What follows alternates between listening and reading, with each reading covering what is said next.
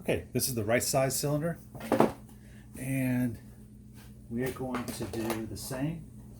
So I already put the head gasket on. So let's put the O-rings on. And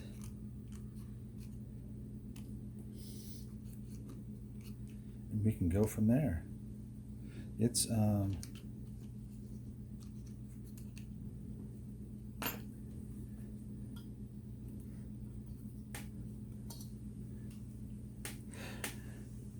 yeah, when you put the O-rings, they almost like fit right inside of this chamfered edge on the edge here. And after taking off the rocker assembly, you'll notice that they do get crushed down.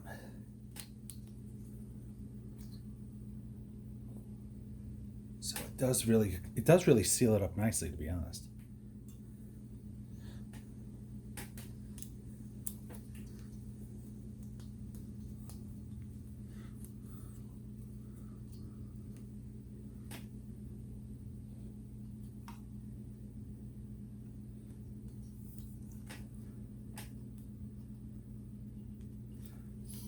And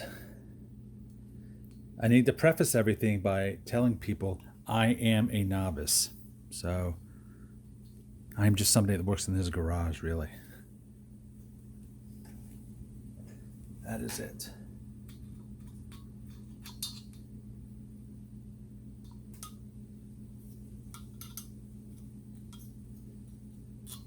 Looks good.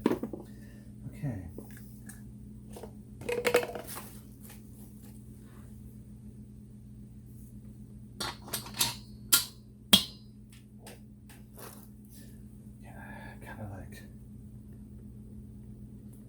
Oil this up a little bit because I cleaned it.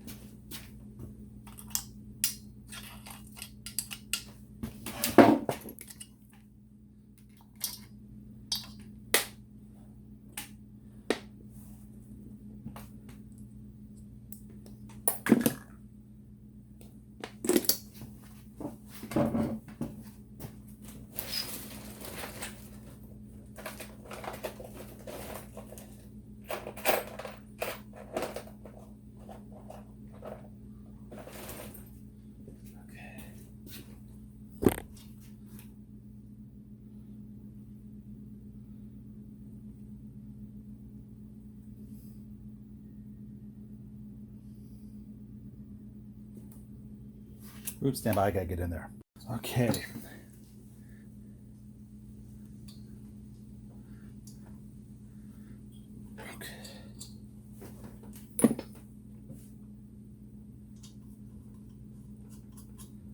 So I'm going to do the exact same thing and button these all up.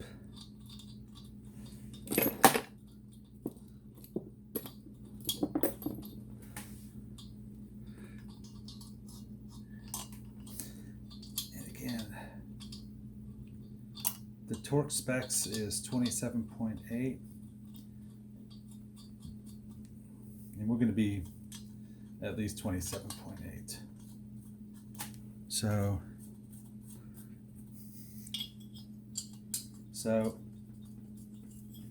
the head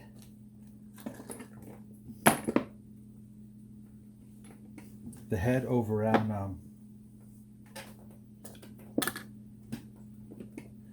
the other side, really good condition, I think.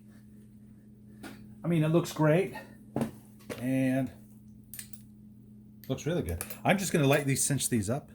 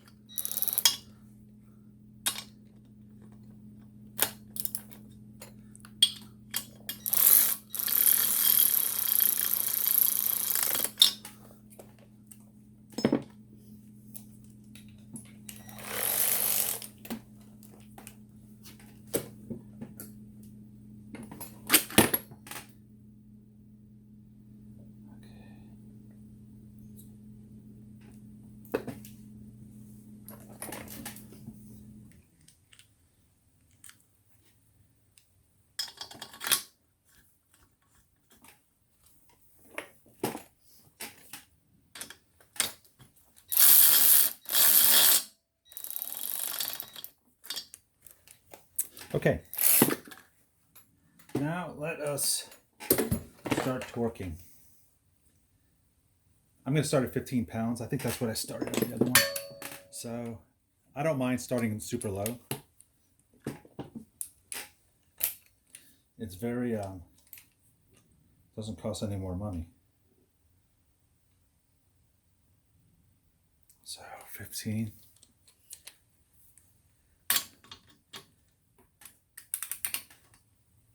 I have no idea where I got this torque wrench either. I may have got it at Harbor Freight. I think I saw a video on torque wrenches from Harbor Freight, and they're actually not too bad. I'm assuming it's relatively accurate.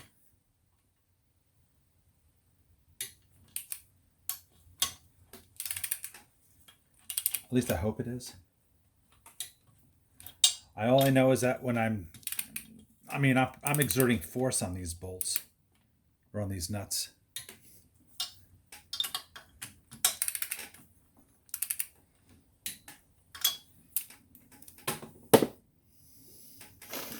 And again, I'm just doing the leak down test. I kind of just want to see how the valves are.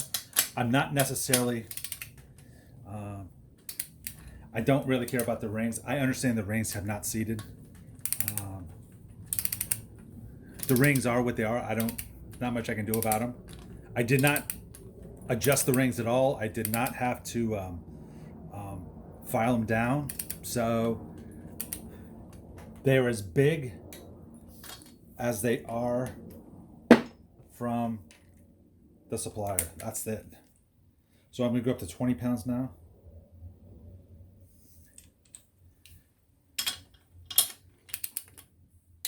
This pattern that I'm doing is the pattern that's recommended in the Chilton's manual.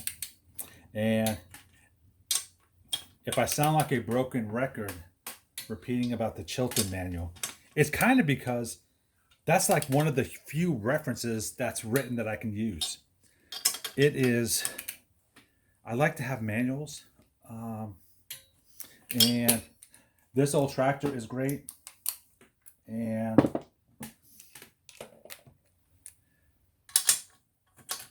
the comments that I get here are great.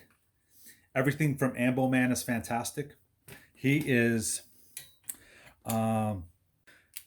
his name is Charlie Mullendore. I've never met him in person. I bought parts from him.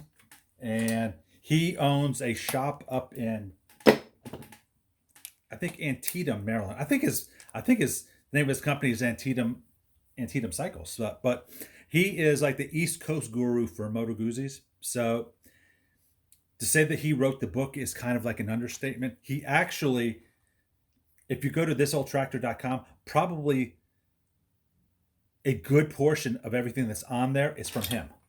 And it's so funny because there seemed to be I'm still at 20.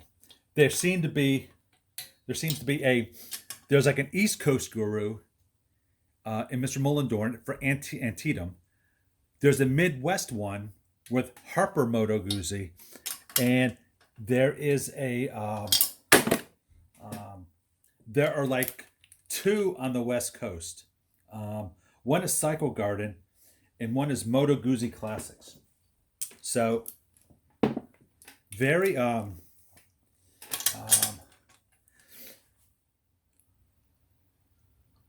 Moto Guzzi Classics is really active on social media, on Facebook, on the Facebook groups. Charlie is as well, and it is. It would be awesome if he actually started posting more videos. I'm gonna go up to 25 now, and because he is a wealth of knowledge, and keep in mind, I am a guy that just tinkers in the garage. That's all I do. I tinker in the garage. He's a professional. If you want yours restored to Concord level, that's where you really go to. I kind of want the bikes to look nice. I want them to operate correctly. I guess I want them to be clean. I guess for me, I like a certain level of patina. And when I say a certain level of patina, I'm talking about like how the engine looks right now. The engine, I didn't polish the engine. I did not vapor blast it. It is not like a mirror because I don't think it came like that out of the factory. So, I mean, I like it to look normal. I don't want grease and rust. So I don't think that looks, grease and rust, I don't think are patina. And it is, if it's greasy or rusty, now I'm going up to 28. Greasy or rusty, it just evokes lack of maintenance, lack of care, and the rust, I want the rust gone. I know some people like original paint, but for me, you know what? Paint is designed to protect the metal. That's really what it is. You're painting your house, certainly you're painting your house for aesthetic reasons. You're painting your motorcycle for aesthetic reasons, but it's also to protect the metal. So I want it to protect it. I want it to look nice, and that's really kind of it. So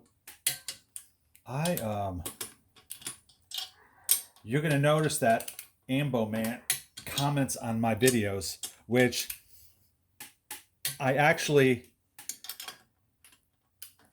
take that as a compliment, and I'm humbled that he does that.